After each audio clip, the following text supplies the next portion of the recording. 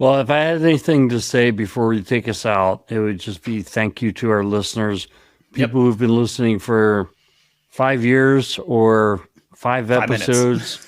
I mean, we wouldn't do this without our watchers, our listeners, and we keep trying to make this thing better for you all because it means so much to us. Like Jeff said, where people come up and actually know who we are and listen to the podcast or just connect to us on LinkedIn. It's why we do it. It's why we've been able to like do this for 5 years. And I think, look, we've recorded a lot of episodes on like Saturdays and Sunday nights to get them out on Monday, and you have all the yeoman's work after that to like, do all the editing. It's a lot of work, but it's worth it. Yeah. I don't think we've ever questioned whether or not it's worth it. Yeah. No, it's a labor of love, and definitely thank you to everybody who's supported the show, listeners, people who come up, even sponsors who are now getting involved with stuff. Definitely. Thank you.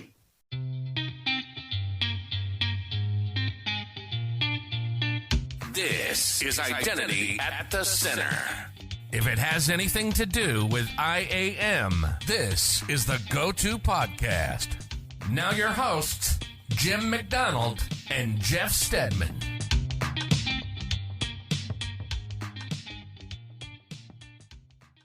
Welcome to the Identity at the Center podcast. I'm Jeff, and that's Jim. Hey, Jim. Hey, Jeff, how are you? Oh, not so bad yourself? Doing good, man. It wouldn't be a episode. This is a special episode, but it wouldn't be an episode if I didn't bring up some thought that I've been having that's been like eating away at my brain. What little there is left. Just like that amoeba that I got in the lake last summer, eating away at my brain. No, it's just going back to this whole thing of centralized versus decentralized. And it's kind of been one of the topics that's always been there in the identity management world.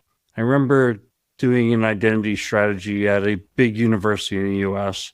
And someone said, well, if we go to single sign-on and have all these apps wrapped into one user account per person, what if they lose that account? Won't the person have access to all their applications? And it's like, contrast that with that person having different accounts for all those applications and having to try to coordinate their passwords. I think in the long term, where I easily came down was that the benefit of having just one account from an end user perspective and to just have to manage one password, one MFA, and having one place to set the policies outweighs the risk of potentially losing that account and that one account giving access to all the applications. But there are also other scenarios where, like, for example, I was working with a client today and they have all of their network configurations for all of their locations around the world in like an online application where you can go and kind of monitor all the equipment and change configurations. And if one account were to get compromised, game over. Game over. You can like just change all the configurations you wanted. And so, I mean, constantly have to kind of go back and forth on, okay, well, is that the right way to go? Is that just putting too much risk, too many eggs in one basket?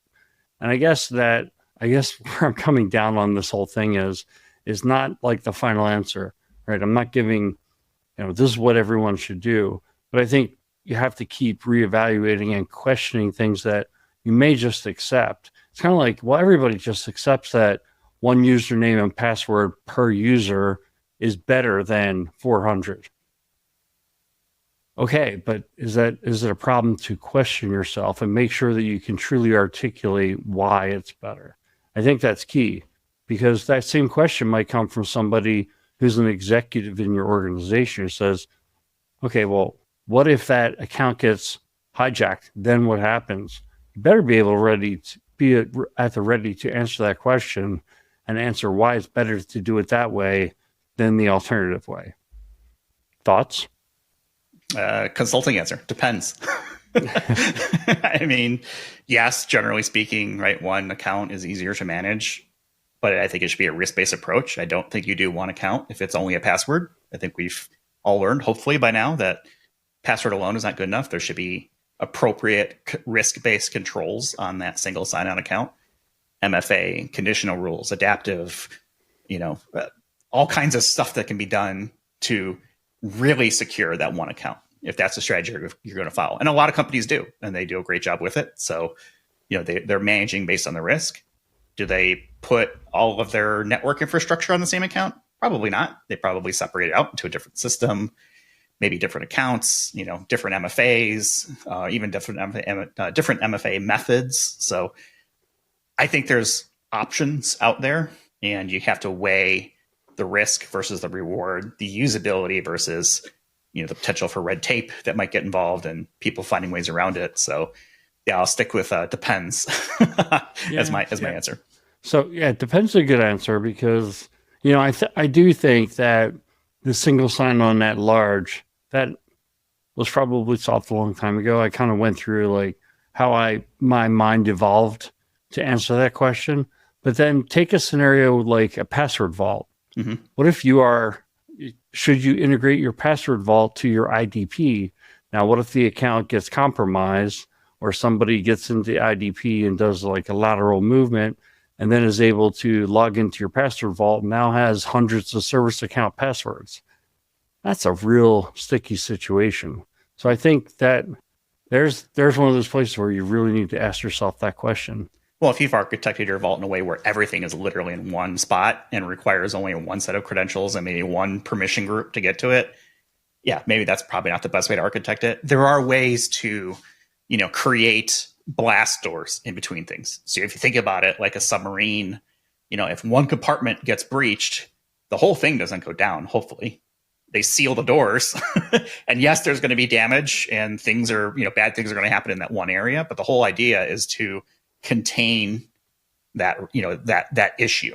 And so I think if you have enough doors to close on your IAM submarine, I think you've got a better shot. And I think that's what most organizations try to do, right? Is you want to limit sort of the breach impact, the scope of what could happen and things like that. I mean, that's why a lot of organizations will separate like PCI networks from their regular networks or their operational technology stuff away from other stuff, because they want to have a very, very clear line as to who can get access to what and what it takes to get access to those things. That's putting a blast door in between things. Yeah. That's a really good analogy. The IAM submarine. You better go, put the copyright on that one. And that'll be our next podcast, the IAM Submarine. I don't know if there's any like positive though puns on that one. I feel like submarines just go down. So exactly. We want to be uplifting here. I mean, it's our 5-year anniversary, man. We've been doing this show for 5 years. And this is, let's see, what is this, episode 292? I mean, that's absolutely nuts. Yeah, it's when we first set out on it, I never could have imagined 5 years later we'd still be doing it, but here we are. Mm-hmm. And it's pretty much every Monday we drop an episode. We have taken off like Christmas and New Year's because who's going to listen then anyway? But then there have been weeks where we dump 5 to 7 episodes in a week to 2 weeks. So I think we've more than made up for it. In fact, we have another pat yourself on the back episode coming up where it'll be episode 300 here in the near future. Yeah, another milestone. It would have been cool if they kind of tied together, but no, let's spread out the good vibes across a couple episodes here. But yeah, I mean, it's crazy how much this thing has grown, and the community has caught on to it, and we thank everybody who listens and subscribes and shares and stuff like that. I tell you, I get such a thrill when I talk to people and it's like, oh, I've heard your podcast, and it's like, oh, okay, that's cool, because I feel like podcast is sometimes a little like a dirty word, like everybody has them. But we've been consistent. We've tried to put out content that is timely, at least for the time, right? It's a time capsule. This is what we know right now. But try to be helpful and kind of get out there and show some of the personality I think that IAM has. Not everybody is a robot. We like to have fun with it. I especially like to have fun with it. So anytime that I can, sneak in a movie reference or make a joke, I'm all about that.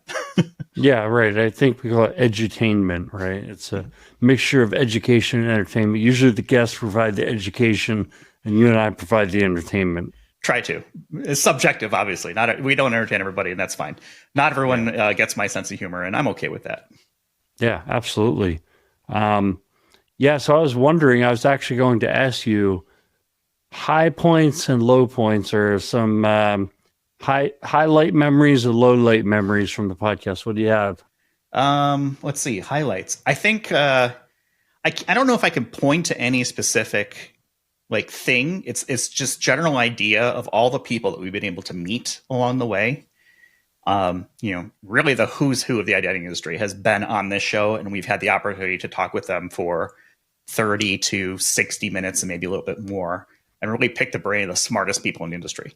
And I hope that continues, right? And I hope we talk to new people and, people that are coming up in this space as well. And I really do enjoy that. I especially like when I talk with people who are doing it in the real world, real identity practitioners. Tell me about your IAM program. How's it working? What's not working? Share your story with us and with the rest of our audience so that we can learn from that. I think there's a real benefit to learning what works, and sometimes just as importantly, what doesn't work, so we don't repeat the same mistakes.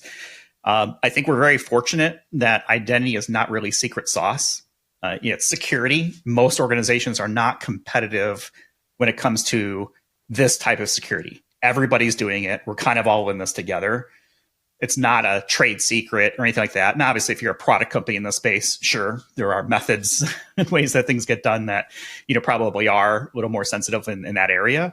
But for the most part, people who are doing identity, we're all in it together. And I think for me, that's been a real highlight, is just meeting people. And then, just the fans, the people who listen. And it's such a weird word for me to say, fans of the show, but people who follow and listen and walk up and, say hello and introduce themselves.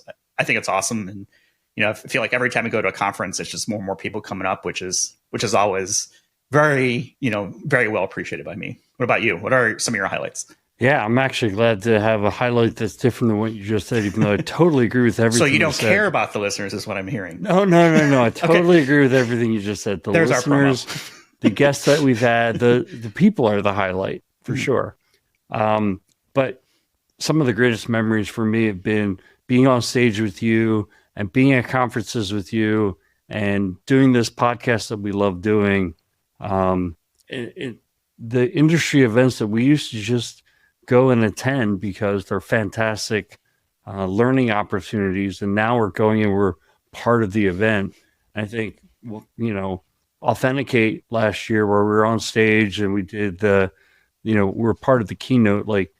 I'll just never forget that. Yeah. And also being on the Gartner stage with Henrique and Becky, I'll never forget that. I mean, those were highlights for me. And you being so sick and and your very white shoes. We can't forget the white shoes at Gartner. Absolutely, man. I took it as an opportunity to go out and buy some new dress clothes and be a little extra fancy. Mm-hmm. As far as low light, I really had to dig for one, but the one that always jumps out at me is not always our guests. Sometimes it's me. On the rare occasions you and you're at a hotel, it's the bad network connections. Yeah. Man, technical issues. I think that you do such a good job with the editing of this podcast that people don't even realize most of the time. But we've done some video podcasts where we had to just turn them into audio only because the bandwidth was so poor.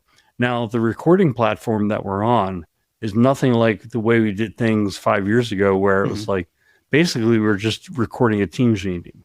So for anybody who's thinking about doing a podcast, it's not a good place to start. No, I disagree. I think it is a good place to start. It's a low barrier entry. You probably have a license through your work or it's cheap. Look, it was fine for what we started. We graduated and decided, hey, I think it's well documented that I am extremely focused, let's call it. Particular. On the quality of the show, right? Both, especially audio, since we're doing, now that we're getting into video on YouTube, having that sort of production to it. Not necessarily overly produced, but just good quality audio and video. So it's not distracting to the conversation. we started on Zoom. A lot of people do still do things on Zoom. And there are things that Zoom can do that it couldn't do even 4 or 5 years ago. So like original audio sound is like a higher fidelity. Now, is it as good as a paid platform like this, which is a little more expensive? No, but I think it's a good way to start. If you're interested, give it a shot. I mean, that's how we did it. I mean, it's, if you listen to episode 1 and you listen to this episode, yes, there's clearly a difference. As long as the recording doesn't distract from what you're trying to say, have fun. Go at it. Give it a shot. What do you have for lowlights? It's definitely the technical issues that come up, especially when like we have things kind of set up and we're ready to rock and you've planned and planned and planned. And it's like, all right, you've thought of every possible scenario, the Littlefinger school of thought, fight every battle everywhere, never be surprised. And then just something comes out of the blue. Like I remember one time I was like, all right, we got everything set up. And then my power went out in the middle of a recording. Is that okay? Well, I guess what I bought on Amazon the next day was a UPS power supply, which I still have here sitting off to my side that powers everything that I'm recording through to prevent that. Yeah. It's stuff like that where it's just kind of like, why did that happen? And that's real life, I think, is you try to plan for as best as you can. And then if something goes wrong, you analyze and say, okay, well, what can we do to solve for that in the future? Yeah. And I think, we started the sponsor spotlight this year.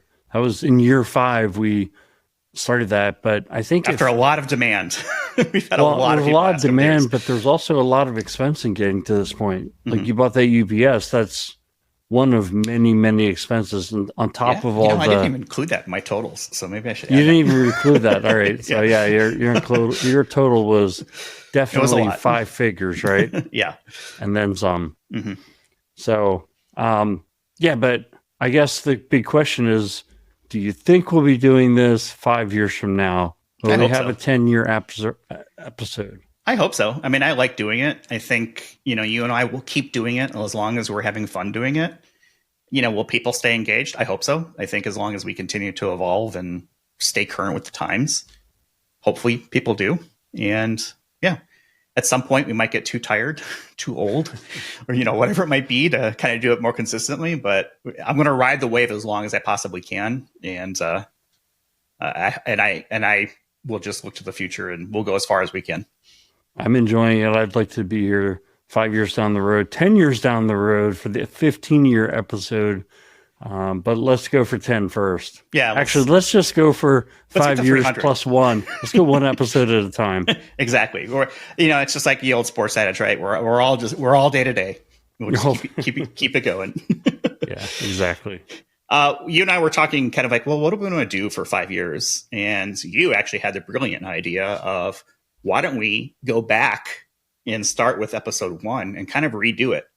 This is something that you and I have talked about. And it's kind of like, should we re-record it or like remaster it or somehow, or kind of improve the audio quality? It's like, I've kind of pushed it off and I was like, no, it kind of shows the journey of the show. But I think it's time maybe to refresh how you and I in our real lives, develop IAM strategies. What's our framework? What's our process? So today's episode is really focused on you and I, what we do all the time for our actual, real life jobs, and how do we develop an IAM strategy? That's really what we're going to talk about. So you can listen to episode 1 for what we thought back in July 2nd, 2019. So almost, 5 years ago.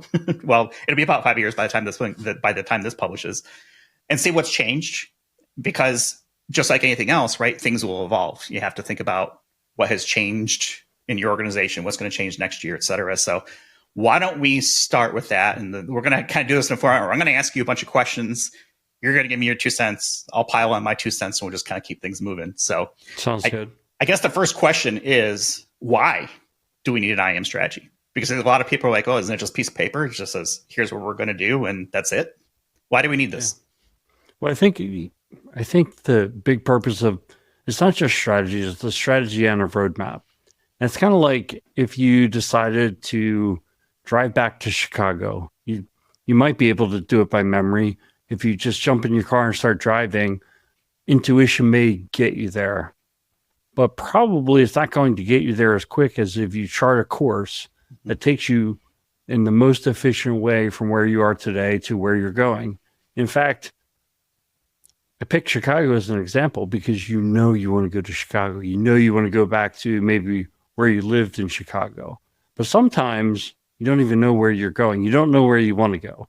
Sometimes you pick a place on the map and say, that's where we want to go. And then you map the course. And so I think having a strategy and a roadmap is the most efficient way to get from where you are today to where you want to go. Yeah. I mean, what's your destination? It's like you said, you know, I get in the car. If I'm going somewhere that I don't know how to get there, what's the first thing we all do? Plug in our GPS, right?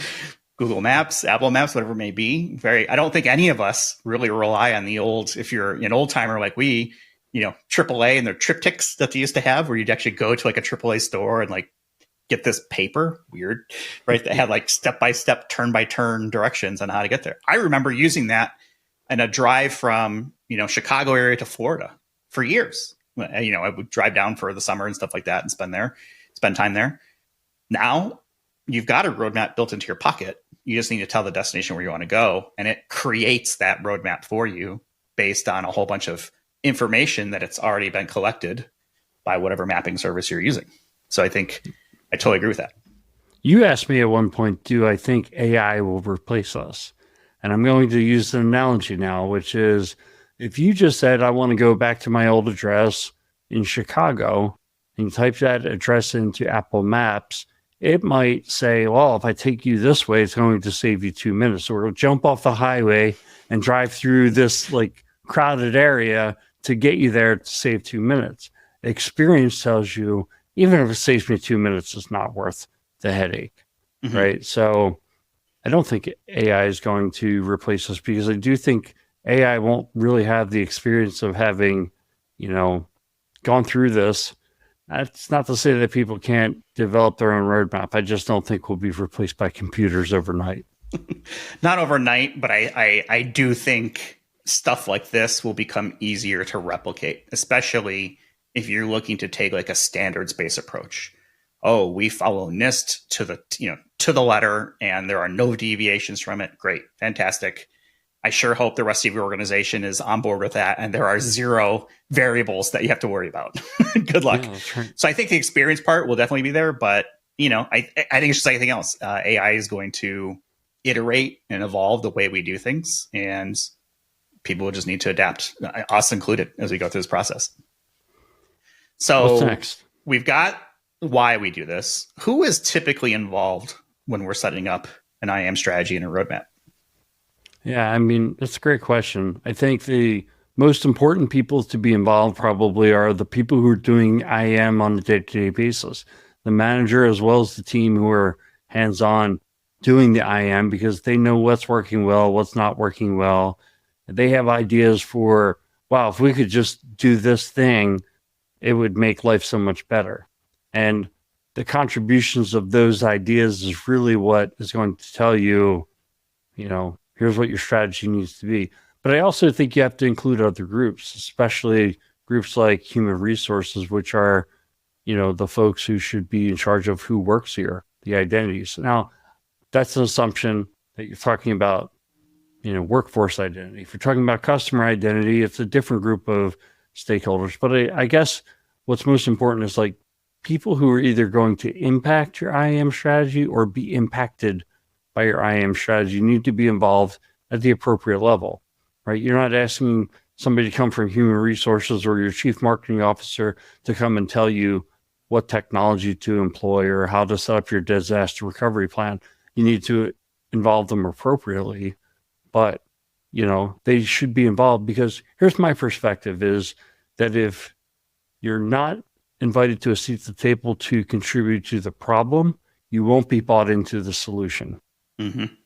Yeah, absolutely. I think this is an opportunity to bring the organization together and really work together to solve problems. You know, I think the past is the past. So I think a lot of things that you and I like to do is we don't like to do audits. That's not the way we like to approach it. We like to approach it as a conversation, right? Sure, mistakes were made in the past. How do we get better? How do we get smarter? That's fine, right? Those things are in the past. Let's figure it out. But yeah, having those conversations, and sometimes those conversations are political in nature. You know, maybe it is a greasy wheel within the organization that, or a squeaky wheel, I should say, you know, and the conversation might be the grease that kind of helps smooth things out. I think having enough representation is really the art and the balance, because I see a lot of organizations struggle with too many people involved. And it becomes, well, we want to get down to this level of detail on all 1,300 of our applications. And that is not realistic, not for a strategic, initiative. This is strategic. It is not tactical, which means you're trying to look at the big picture. You're trying to look at how dots connect, and you're playing in, hopefully 4D chess while the rest of the organization is doing 3D chess, right? Or things like that. So I think there's that balance in having enough representation to get a sense of what's going on and where you're trying to go, what's your destination. Yeah, and the point that you brought up that I think was right on, which was like the level of depth of the strategy. So you mentioned the 1,500 applications and whether or not all 1,500 could be integrated and how they should be integrated. And that's not a strategy. It's like a project plan or a detailed integration document. A strategy has to be at the right level. So if you're planning a trip from New York to San Francisco, you don't need to map out every rest stop that you're going to hit along the way. And we're going to stop at 9 a.m. to go to the bathroom here, and then we'll stop at noon over here and have lunch. I mean, if you're driving electric, you need to plan out your stops. If you're driving electric, you do. I can tell you that for sure.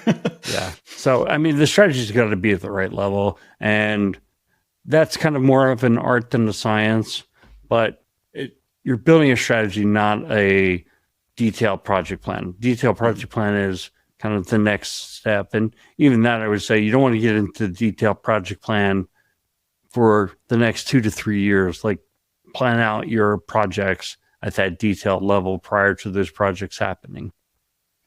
How long does it typically take to create a strategy and a roadmap? Yeah, I mean, this is a good question as well. I'd say, based on my experience, and you and I do this together all the time, so it's like anywhere from like 6 to 10 weeks. Obviously, we can do it down and dirty one in less time. It can take longer if you throw in doing some detailed requirements analysis and documentation as well.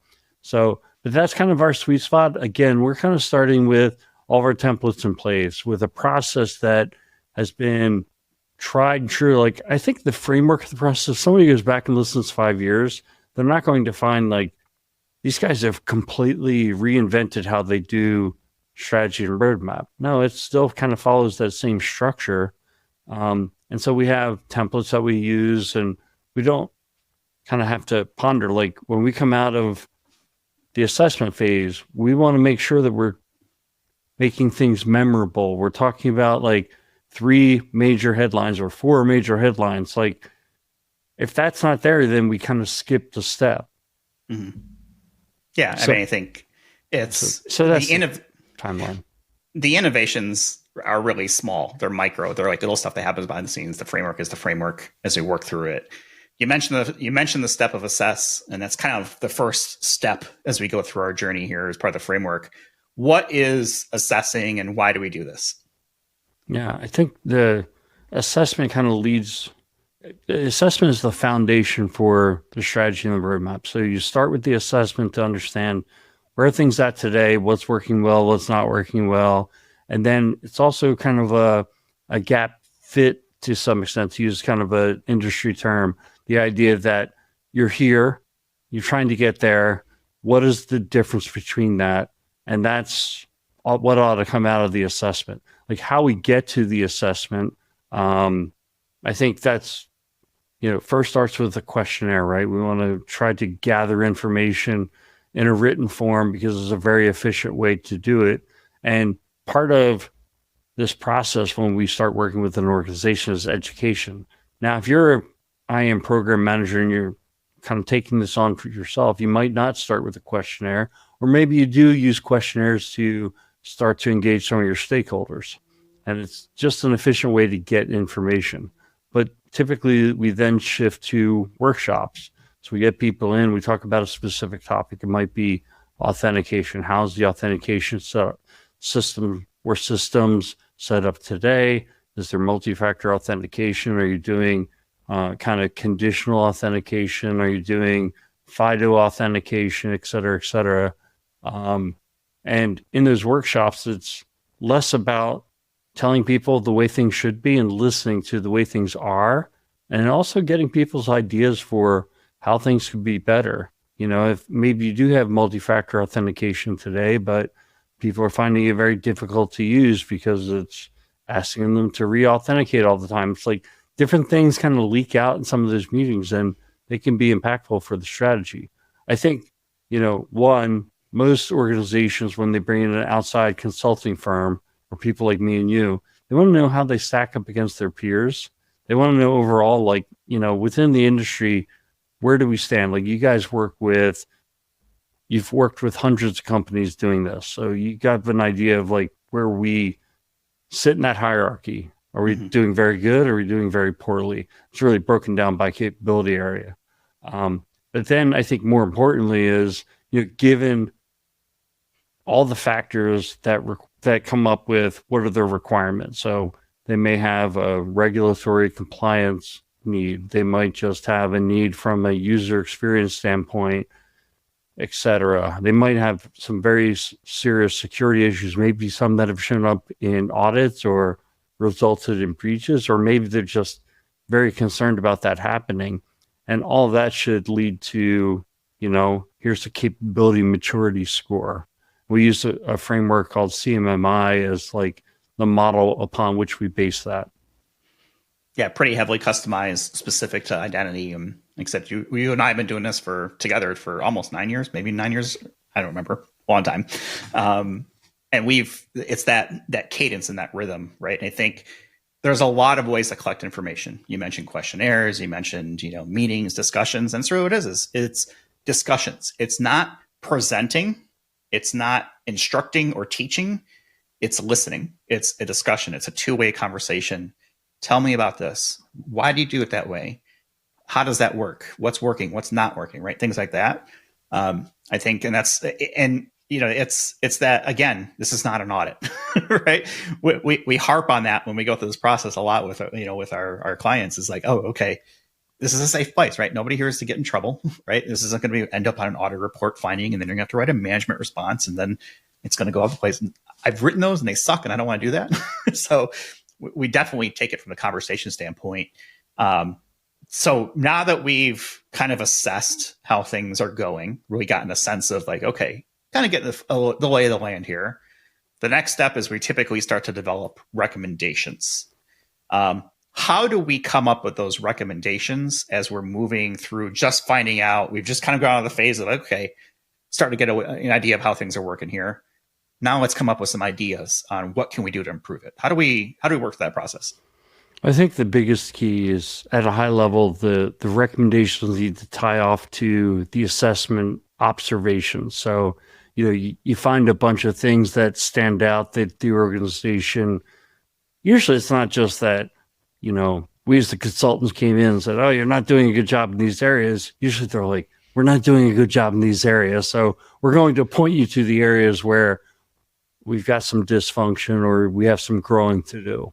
So those things usually come out loud and clear, but the recommendations ought to tie off to the observations. And then there's usually some key themes. And I think what's important about identifying those key themes, so let's say one of the key themes is that the governance and organization, there's a lot of development that needs to take place. Maybe the policies need to be matured. Maybe the organization is way too small for the scope that they're managing. Maybe there's, some centralized areas that doesn't fit the entire scope of all the identity that's taking place. And so there's other teams that are working on different areas, et cetera, et cetera. So a major theme might be that there needs to be more formalization and inclusion when it comes to the IAM program, right? So however we come up with that's going to be one of the major themes. So I like to be at the level of 3 or 4 major themes, because ultimately those are going to go into how you communicate your strategy. These are the major 4 things or major 3 things. I like 3 especially. Here's the major 3 things that we need to do. There's science behind 3. That's the magic number for people to remember. I agree. Mm-hmm. I agree. I mean, that's I've always felt 3 was the best number. And then you start to subjugate those recommendations under that.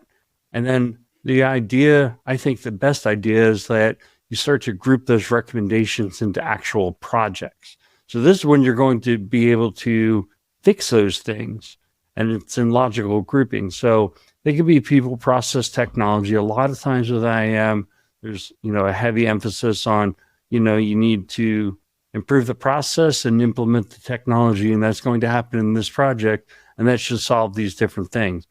A lot of times the governance in an organization has nothing to do with process or technology. It's just people. It might be a process, but it's less about technology. It's having the right people in the right places, people knowing what they're responsible for and what other people are responsible for, and then having good process, policy, etc.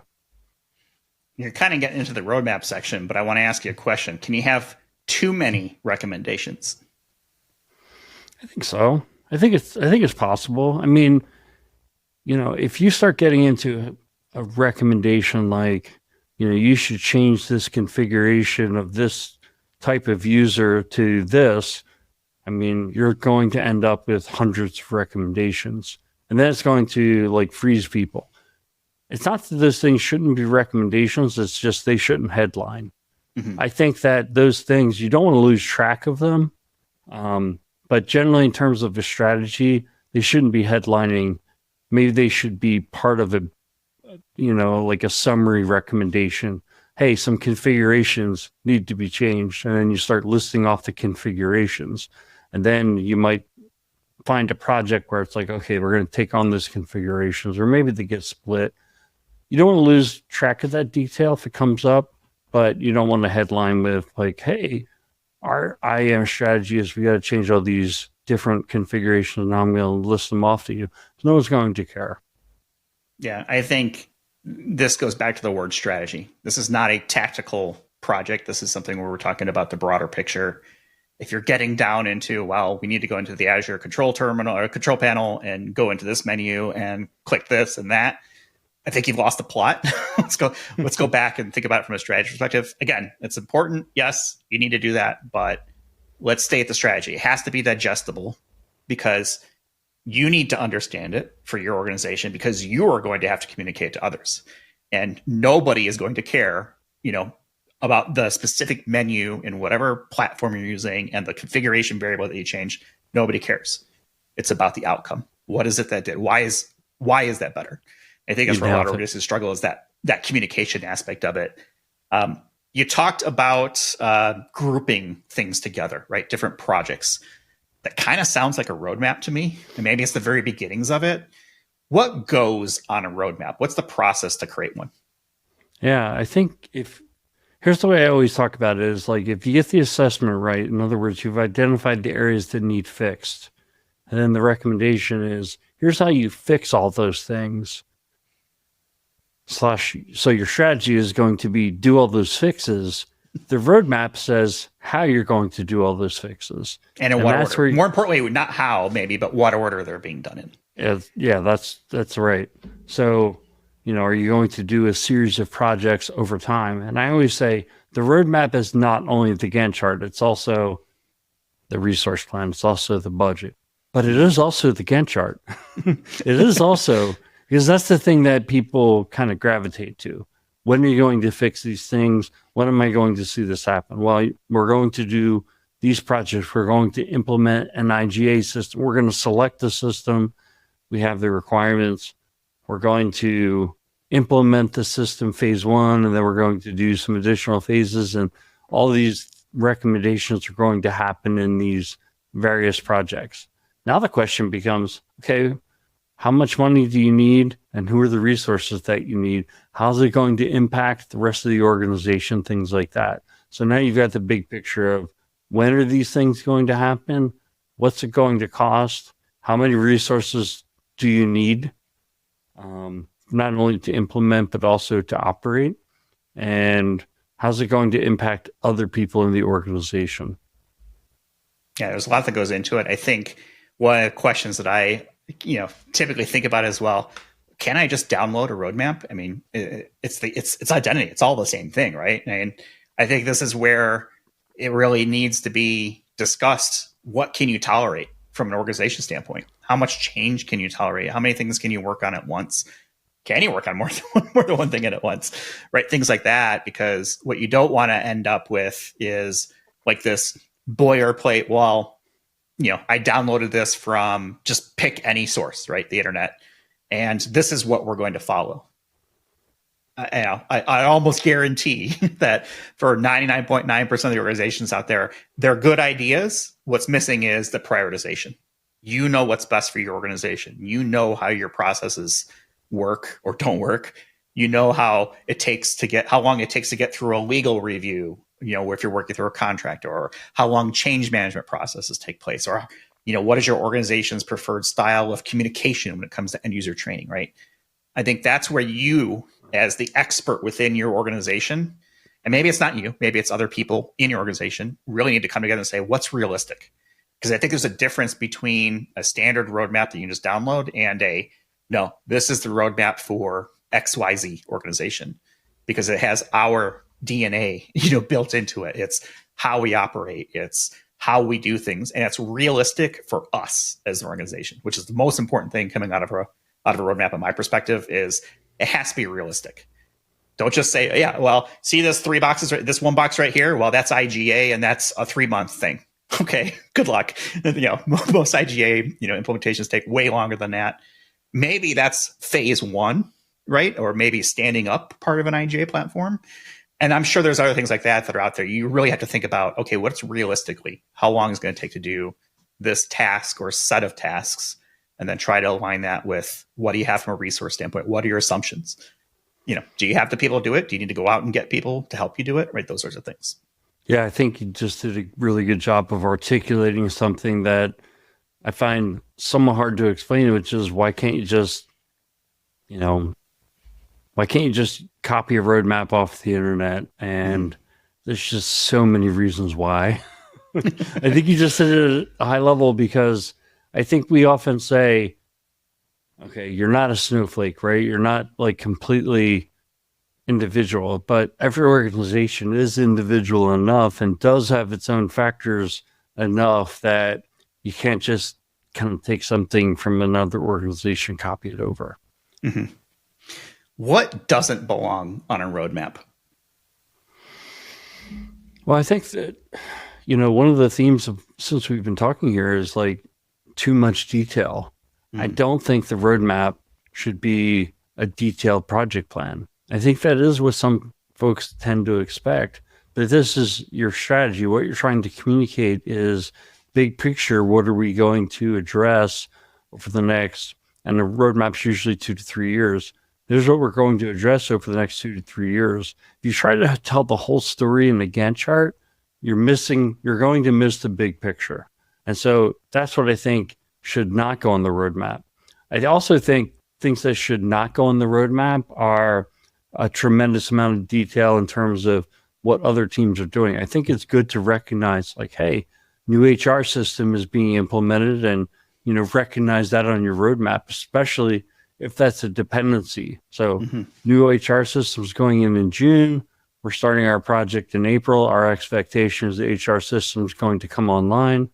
That way, if you get to that point, it's like, oh, the HR team just pushed back their implementation to December, right? That's going to impact your timeline. You're either going to have to build tech debt to connect back to the old HR system, or you're going to have to push your project out. So I do think projects that have a big dependency belong on there, and it could just be the fact that it's taking everybody's attention. New ERP system is being deployed. That's taking everybody's attention. It's going to be very hard to implement a whole bunch of identity technology, which is at best going to take second fiddle. What are your thoughts? I think you hit it right on the head. What are some tips for prioritizing things? Because I think you mentioned one, right? It's like technical dependency on something else, or maybe other organizational initiatives that might take resources away. What are other ways or other things you can think about that might be helpful for people as they're looking at their roadmap and saying, okay, well, how do I prioritize this? Yeah. I think one thing that nobody wants to hear, but everybody intuitively knows, is that there are going to be foundational elements. So your executive team might be saying, we need RBAC because they heard about RBAC in somewhere that the Identity at the Center podcast. They've been listening to the Identity Center podcast and are sure that RBAC is going to solve all the problems, but you don't even have an IGA system in place. There's a dependency. You got to get it in place. You got to start bringing in the identities and the accounts and entitlements and start making sense of it. Just turn on RBAC. That's just how it works. Just turn on the everybody knows push the RBAC button. It's super easy. It's why everybody does it. We're trying. Yeah. So, so there's foundational dependencies. I think another priority that I think I alluded to a little bit earlier, which is like if you've had a breach or if you've had an audit finding, those things are going to automatically, this is probably obvious, but those things are going to rise to the top and drive your priority. If I could tell you firsthand, if you get an audit finding and you're in charge of writing the management response and you've got the support to say, okay, yeah, we're going to do something about this and involve some sort of technology. I don't know how many times, I've written something that's like, okay, we're going to address this via the implementation of XYZ methodology and technology by X date, which puts a lot of pressure on an organization to get something in place. You don't want to miss that X date then, right? Yeah, exactly. I think there's probably some other obvious ones. The one that jumps out of my mind is if you're not using multi-factor authentication or passwordless, but let's just say you don't even have multi-factor authentication, that's... Stop listening and go do that right now. Come back. We'll be here. Go turn on your MFA right now. Don't tell anybody you listen to this podcast until you have it in place. No, right. That's obviously got to move right to the top. So as you're prioritizing things, I think where you get the low hanging, I don't even want to call it low hanging fruit because sometimes it's very difficult to implement and the implementation will cause a little bit of heartburn because people don't like change and it inconveniences people. And if they don't kind of understand the value of the security that it's bringing, it's just an extra headache. Would you call it important hanging fruit, maybe? Important hanging fruit. There you go. Yeah. But it's got to be done. And then I think, your privileged access, you've got to be mindful of that. You need to have kind of the basics for privileged access in place. You can't, have your most key administrative accounts get compromised. So go ahead and we talk about those best practices and leading practices, if you will, all the time on this podcast. So you have to kind of educate yourself on that. And it's not always, everybody's not always in agreement, but you don't want to have you don't want to be overexposed. So I'd say those are probably things that are going to jump to the top of the priority list. Yeah, take a risk-based approach to it, right? It's okay, where is our biggest risk? What can we solve quickly? What are precursor steps or dependencies that get to solving another part of risk or whatever it may be? But yeah, I totally agree with you. We usually wrap this up with communication, right? It doesn't do any good to develop a strategy and a roadmap and have it sit somewhere on someone's cloud drive, or if they're old school, print it out on their desk. You have to communicate this with other people. And that's typically where we would have a conversation with whoever needs to hear the message, to say, hey, here's what our strategy is. Here's the way that we're approaching some of the issues that we heard. Here's how we've planned to address these. Does this make sense? Are we all on the same page? You do that first, right? And then you take that message to a broader audience. Maybe it's an executive audience. What are some of the other reasons why we communicate the way we do around the strategy, around the roadmap? Yeah, I think the biggest thing is on, finalizing, getting buy-in. Ideally, even as consultants, we don't want to just create a deliverable that's like, hey, here's what we would do if we were you, go have fun. We want our clients to be able to take that strategy and say, this is our strategy. So our expectation when we go into kind of that executive presentation is we're presenting along with the kind of the key context that we've had from our clients to say, yeah, here's your strategy. It's not the Jim and Jeff here's strategy. our strategy. Your right? strategy, right? Yeah. Yeah, your strategy, our strategy, however you want to look at it. And so I think that's an important, and a lot of times what you hear CIOs or CISOs say is, okay, what's next? What do we have to do?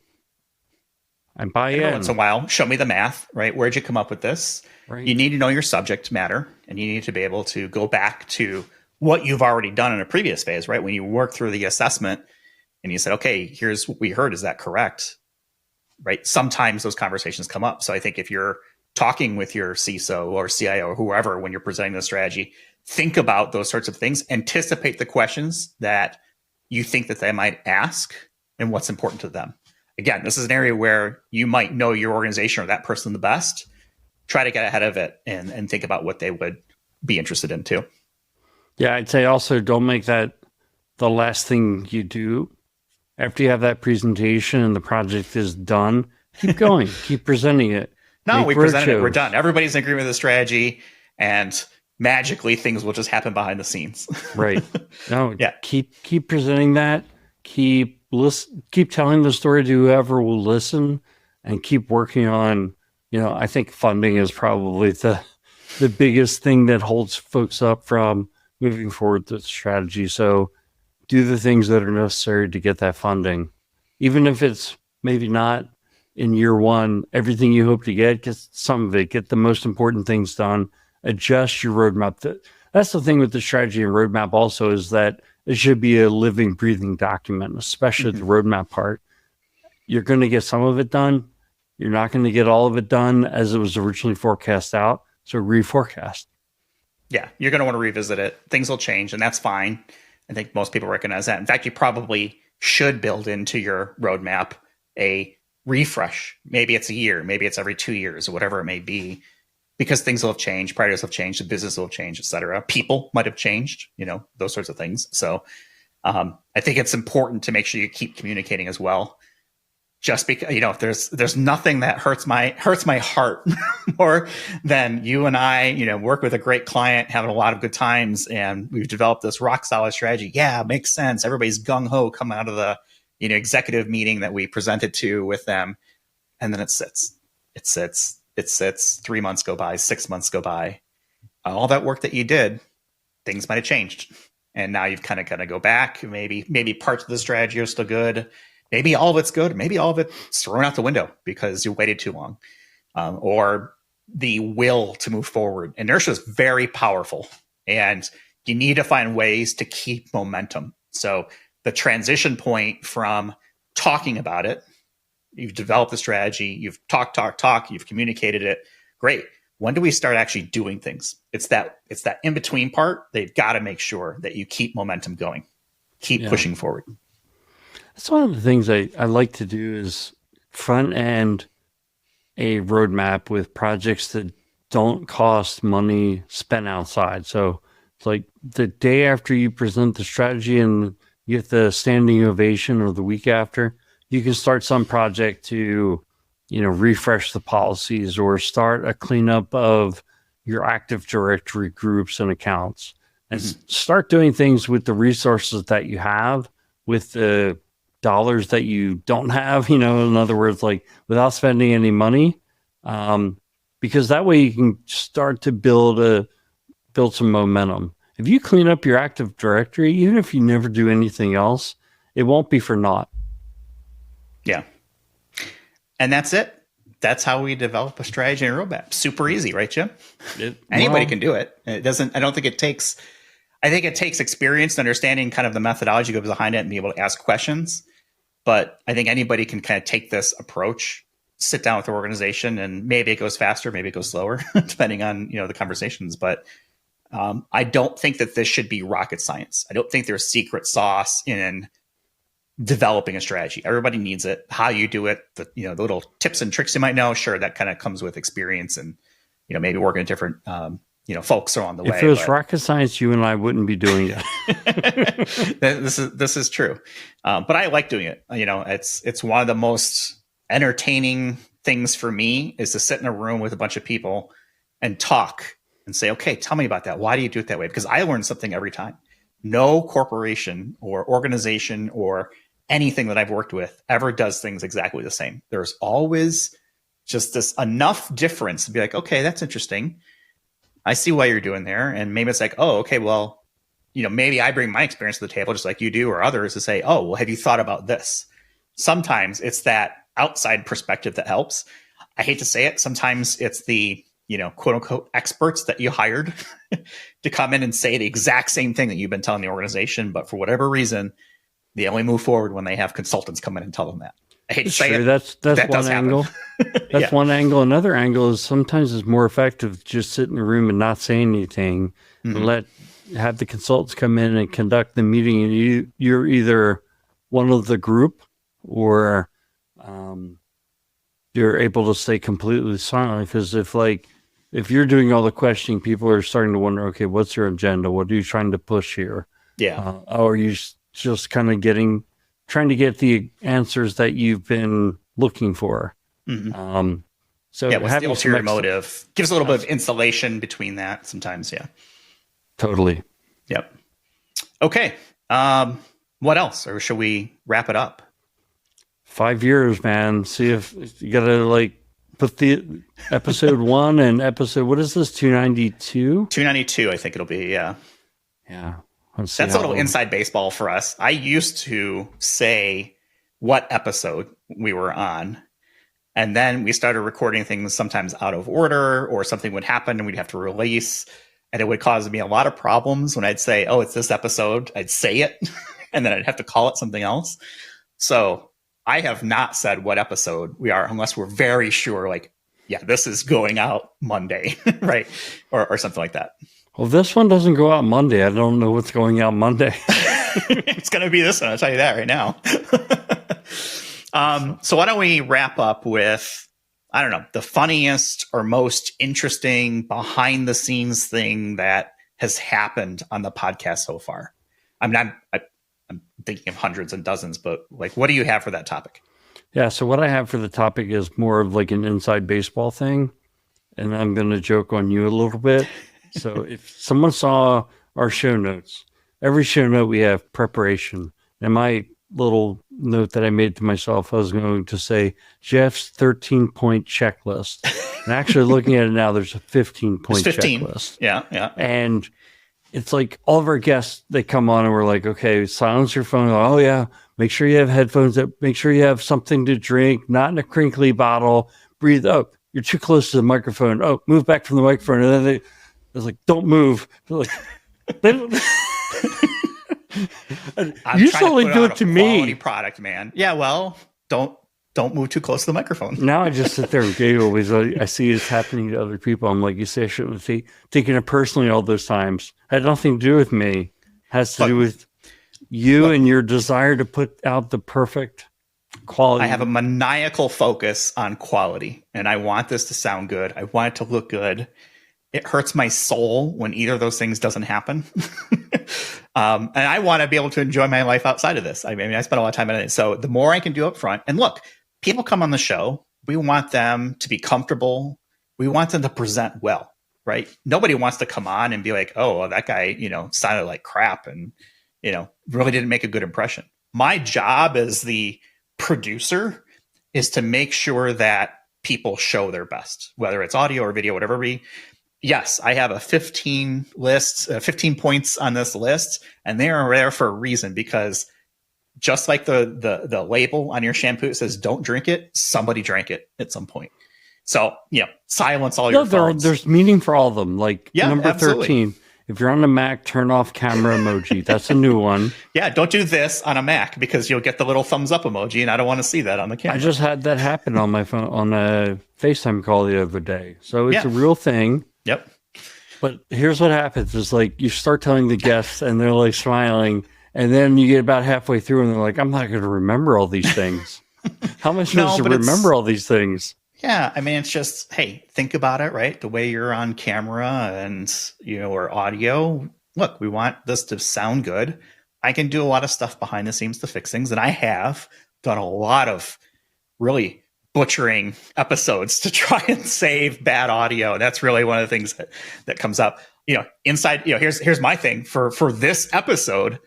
My teleprompter went dark and I lost connection despite the, I don't know, thousands of dollars that I've spent to put together a rig that is extremely resilient.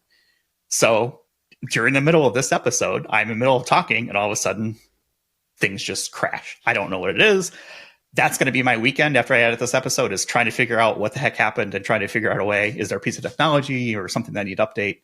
But stuff like that drives me absolutely crazy. Well, all you do is look back on episode 291 and the little segment intro, if you look on YouTube, was me talking and my monitor went black. And I'm like, and it must not have affected my camera because we could the whole see thing you, got hear caught you on camera. Yeah. That was our intro. It's here. It's on YouTube. It's also in the audio. It's the same thing. It's just one has video and the other one doesn't. But I think it's fair to say most of the technical issues are usually on your side, Jim. It's pretty rare for me to have a spent thousands on your rig, and I've spent nothing. Yes. But it shows, right? Even no matter how much you spend, there's always something that can pop up. So, but yeah, that was kind of fun. I think there's a lot of little things like that where it's like, okay, how am I going to rescue this episode? Really bad audio or connection or uploads or downloads incomplete, stuff like that. That's kind of a lot of things that kind of happens, behind the scenes for me. I think we've also done a good job. We never name names. We never embarrass people, right? No. Like even when I brought up the bad network connections, I was thinking of specific episodes. I could have name names, people I see at conferences all the time, but no way would I ever do that. I love our guests. It's not about that. It's really it's what keeps it fresh, right? You and I have conversations all the time, and there's always something that goes. I mean, we've had a really bad just technology streak for the last, I don't know, 4 weeks, 5 weeks, 6 weeks now. And anytime I travel and have to be on a hotel, you just never know with hotel Wi-Fi. And, we just try to make it work, but there's lots of variables. But the technical stuff is usually what bugs me. And it's like, all right, how am I going to fix this? And there's times where I'll text you, Jim, it's like, here's what I'm dealing with. I'm going to have to see what I can do to fix this. And, I've gotten better over the years. I think our earlier episodes, from an audio quality suck compared to now. But that's kind of the behind the scenes. If you're watching this episode or you're listening to this, just know that at some point during this episode, earlier, obviously, my thing crashed. And if you spot the edit, let me know. I'll try to hide it as best as I can, make it, probably easier to spot on video maybe versus the audio, but we had technical difficulty, and I will be addressing that with my 4K capture card, I think is the culprit, after this. Well, if I had anything to say before we take us out, it would just be thank you to our listeners, people who've been listening for 5 years or 5 episodes. I mean, we wouldn't do this without our watchers, our listeners, and we keep trying to make this thing better for you all because it means so much to us. Like Jeff said, where people come up and actually know who we are and listen to the podcast or just connect to us on LinkedIn. It's why we do it. It's why we've been able to do this for 5 years. And I think, look, we've recorded a lot of episodes on Saturdays and Sunday nights to get them out on Monday. And you have all the yeoman's work after that to do all the editing. It's a lot of work, but it's worth it. Yeah. I don't think we've ever questioned whether or not it's worth it. Yeah. No, it's a labor of love, and definitely thank you to everybody who's supported the show, listeners, people who come up, even sponsors who are now getting involved with stuff. Definitely. Thank you. Hit that like and subscribe button, keep sharing it. We'll keep doing it. And happy 5-year birthday to us, Jim. Let's see what else. I think that's it. We're on the web, idacpodcast.com. We're on YouTube, youtube.com/@IDAC podcast, which seems kind of weird, but that's just what the URL is. Mastodon, IDAC podcast at infosec.exchange. Jim mentioned it. Connect with us on LinkedIn. Have lots of people reach out with, ideas for shows, ideas for guests, feedback, what you like, don't like. We read it all and we take into consideration as we move things forward. So here's to another 5 years. And with that, we'll talk with everyone in the next one. You've been listening to Identity at the Center. We hope you've enjoyed the show. Make sure to like, rate, and review. And we'll be back soon. But in the meantime, hit the website at identityatthecenter.com. See you next time on Identity at the Center.